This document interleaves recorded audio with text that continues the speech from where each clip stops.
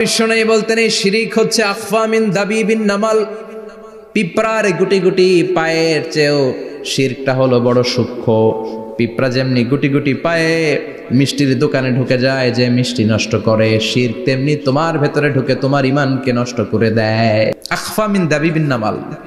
আপনি পাহাড় পরিমাণ গুনাহ নিয়ে, হাদিসে কুদসিতে এসেছে, সাগরের ফেনা পরিমাণ পাপ নিয়ে আল্লাহর কাছে হাজির হয়েছেন। আল্লাহ, আমি পাপী। আমরা সবাই পাপী। আমরা কি? বিশ্বনবী বললেন কুল্লুকুম খাত্তাউন, তোমরা সবাই পাপী।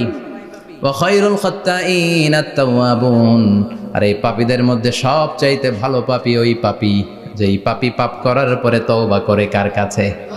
এজন্য আল্লাহ বললেন ইয়া আইয়ুহাল্লাযীনা আমানু তুবু ইলাল্লাহি তাওবাতান নাসুহা। তওবার মতো তওবা করো, কান্নার মতো কান্না করো। চোখের পানি এটা একটা খুব পাওয়ারফুল একটা জিনিস।